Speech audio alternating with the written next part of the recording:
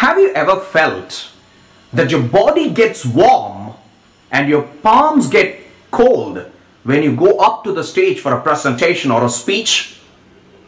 Have you also felt that you miss a chunk of the script when you present your talk and you realize that only after coming down from the stage? Have you felt that? Have you been in that situation? It's not just one line or two lines that you forget. It's an entire chunk in the script that you forget. Have you been in that position? Alright, the final question then. Just tell me honestly if you have felt this. You would have been on the stage to present a speech for 6 minutes. Say 6 minutes. You complete the speech for 6 minutes. You come down and then realize that the speech of 6 minutes ran off in just 2 minutes. You feel so. You would have taken 6 minutes, but the 6 minutes would have felt like 2 minutes. Yeah? Now, what do we do to avoid these problems on the stage or say off the stage? Many a time we feel, alright, I should practice well. I should increase the number of rehearsals. If I do so, I will not fall into any of these traps. We feel so. But is that the right answer? My friends, the answer to these problems might be a little different. We think about the physical exertion that we have to put forth to avoid these problems, but I would say there is a psychological approach to these. Now let's move a little away from the stage to find the answer. Now imagine or assume that you are in a room in your house, you're doing something very important, and all in a sudden you feel that you need an eraser. And you know that the eraser is not in the room that you are. The eraser is in the adjacent room. Now what do? The first thing is the feeling of the necessity. You understand that an eraser is required. It's necessitated. So your brain orders your body to stand, walk to the next room, fetch the eraser and come back. So as a result of this order, you stand. Your legs start taking you to the next room. You walk, you walk, you walk. And finally, when you're by the door of your room, you feel this. Why did I come here? What was I doing? I'm sorry, I was looking for something. I don't remember what it is. Why did I come here? Have you felt that? You were actually looking for the eraser. And that happened just a few seconds ago. You decided to get it from the next room. You just walked a few steps, and how did you forget what you were looking for? Where did it go from your memory? Now, if you find the answer to this question, my dear friends, you will have the answer to all the problems that I quoted that you might face on the stage. Let us analyze this psychologically. What's happening here? Let's not get into it so scientifically. Let's not get into all the jargons. Let me give you an outline. My friend, you were thinking about something and in a few seconds it went off from your brain. What has happened? We all know that a human brain has been the inspiration behind the design of a modern day computer. The modern day computer has got a primary memory and a secondary memory. We humans have got a primary memory and a secondary memory. Now just imagine. This is not exactly how it is. Just imagine that your secondary memory is here and your primary memory is here. Now, what is the job of the secondary memory? It is to store all data. That's where you've got everything that you've experienced in this world till date. And this primary memory is meant for processing. You can take inputs through the primary memory. You can bring the outputs through the primary memory. Alright? It's a narrow passage. And here's the point to note. It is a one-way. Let me tell you again. It is a one-way. You can either take inputs inside or bring outputs outside. You cannot do them together. And people who do that are called multitaskers and they develop it as a skill. But a common man doesn't possess it. Now let's imagine this situation.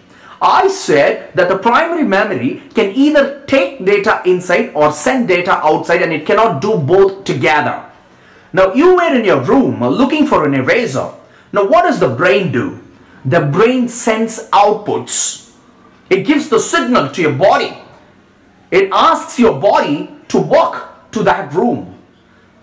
Now this is where you need to understand that your brain does a lot of activities without your knowledge and your permission. Now you walk to the door, and that's where the brain experiences a few differences. See, when you move out of one room, you know that the temperature, the lighting, the noise, and many other factors change. When I move from this room to the next room, I know that the lighting gets different. There is a different noise pattern there. There is a difference in the temperature between this room and that room. Now, what does the brain do? Without your permission. Note this point. Without your permission, your eyes are reading the difference in the lighting. They send that as an input to your brain. Your ears are listening to the difference in the noise patterns, and they're sending that data as an input to the brain. Your skin takes the temperature there and sends that to the brain. Now the brain, which was carrying an output, is being interrupted with an input signal, or maybe many input signals. Now what happens is that your search for the eraser is being pushed behind. It is getting deprioritized. The temperature, the noise, and the lighting, they take priority, and you are not aware of it. So when all these data block your primary memory, there is a big traffic, and the search for the eraser gets lost. And that, my dear friends, is the reason for many of the people who forget what happened before to walk behind, to walk back to the place where they started. Have you felt that? You might have done this in many occasions. You go to the door, you forget why you came there or why you went there. What do? You start walking, like you take the reverse of what you did. You walk back, you come to the same place, and then you realize that you were looking for the eraser. So all those intervening inputs would be taken off, and your eraser once again gets prioritized. I believe you are now clear with how your brain actually operates, how many involuntary actions happen behind, and how that affects your everyday routine. Are you clear with it? Now this is the simple reason, or say the simple psychology behind your forgetting what you wanted to do in a few jiffies or seconds. Beautiful. Now let me give you another example where you can associate your activities with this very same psychology. I think this example can be a lot personal. We've all been students. We've all come across examinations. Now think of this. You prepare for an examination, you really prepare well. You have done all your homework very well, and you come up to this examination hall, the question paper is being issued, and you are with many of your other friends in that exam hall. What happens? Like, the question paper is simple, assume that. It's very easy. You know the answer to all those questions. You sit there, you're about to start with your answers, and the first line of the derivation goes off. You don't remember what the first line is. Say, assume it has to be a plus b the whole square is equal to a square plus 2ab plus b square, and you forget that. Where did it go? You have prepared well. You knew the answer to that question, and why did you miss the first line of the derivation? Where did it go? The answer would be very similar to the answer that we presented to the previous scenario. Now, what do we generally do in an examination hall, friends? We receive the question paper, we take our pen, and we don't start writing. There is something else that we do. People say most of the students, when they receive the question paper, do not start answering it right away. Instead, they take a look at the friend nearby. There is a silent communication between the two. You smile, and then he smiles, and this non-verbal communication comes to an end maybe in a minute or two. And then you start writing and you feel that you've forgotten the first line of the derivation. Now let's come back to psychology. What happened when you took a look at that friend? What went wrong when you were non-verbally communicating with him for a couple of minutes? Let's come back to the secondary memory and primary memory. You know that the lessons are in your secondary memory and you will have to bring them out to answer that question. So the output should come from the secondary memory and then your hands would help you write those answers. But when that was about to happen, you created a traffic. You looked at your friend and everything about your friend gets into your brain as input. Does he look confident? Is he happy? What did I do with him yesterday in that tea shop? Now everything runs in your brain. You're keeping your primary memory unnecessarily busy. That is not what actually your brain had to do at that point in time. We feel, oh my God, I have lost the answer. I don't remember it. It has gone off. No, it's just there. It's waiting for the signal. When you remove these unnecessary thoughts and keep your primary memory free, that answer would very easily travel outside. You sit in an examination hall, ensure that you don't look at your friend after the question paper is distributed. Got that? Now friends, we went through a few levels of psychology to understand why we forget certain things at the door and why we forget the answer to the questions in an examination hall.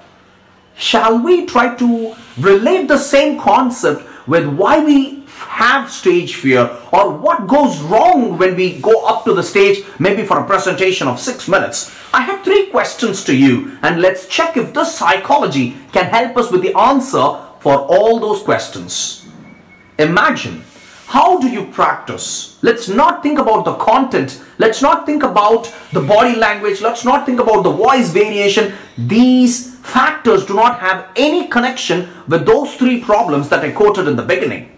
But how do you practice? That has a major role to play here.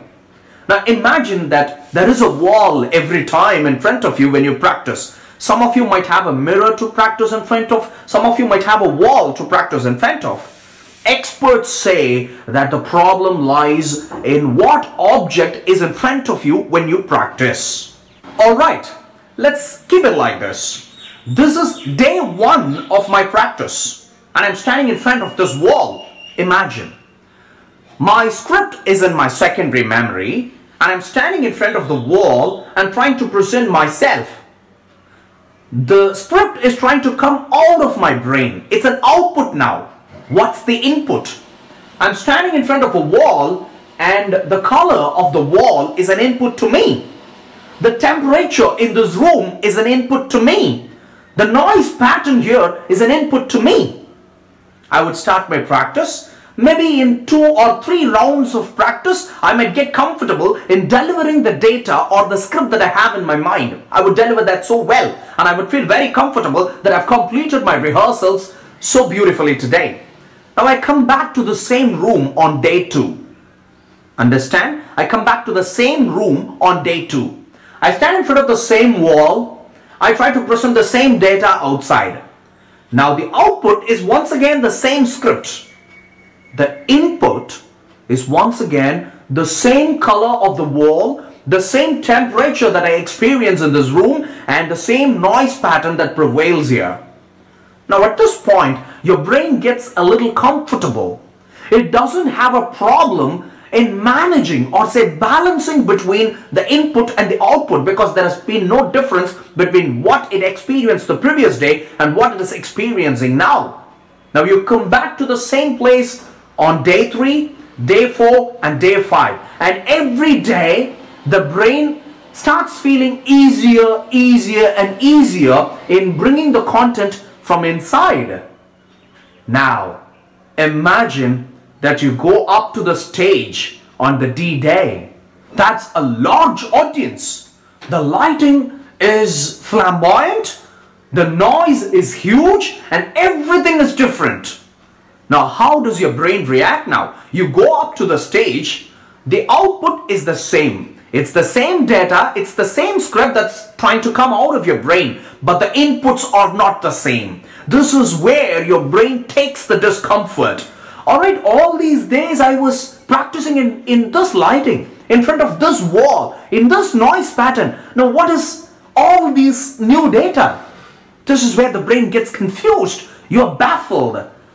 Now, unable to balance between the new inputs and maybe the same output, the brain starts fumbling.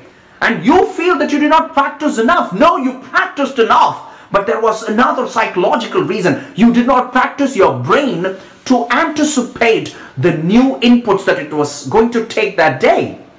Now what do I do? When I look at a different audience, the inputs start running inside. Okay, what is that guy thinking about me? Is this guy doubting me? Okay, what about the big lights that I have in front of me? Unable to balance this, you finally end up in feeling the warmth in your body, in forgetting a chunk from your script, or maybe feeling that the 6 minutes went off in 2 minutes. Now, is there one answer to all these three problems? Yes, there is. Change the way you practice.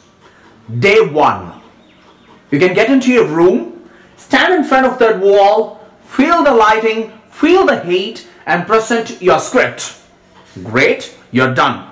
That's the first time that your brain has come to this hall to practice the speech. Day 2. You don't need to do anything very differently, just change the wall. If you had been practicing against this wall, stand against this wall the next day. Let your eyes look at a different pattern in front of it, so that the brain starts practicing itself with a level of discomfort. Alright, this is not the same input that I got yesterday. I should know that I should balance between the new input and the same output.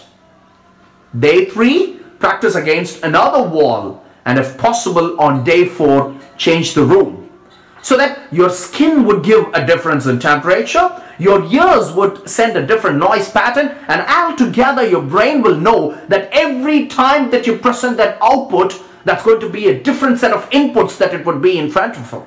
Many successful speakers do this. Many successful trainers practice this. You would have seen many people who meditate before they get up to the stage. You would observe them listening to some melodious songs before they start their presentation. Now, all of this is just to keep the brain comfortable with the inputs and the outputs that it is going to handle. Check it out the next time, my dear people. It is not about the number of times you rehearse. It's not about the rounds of practice that you plan to take. It is about how uncomfortable you keep your brain during those practice sessions. Understand this brain exercise and you will very soon realize that before every presentation, every speech and every delivery that you plan to make, psychology matters. Thank you.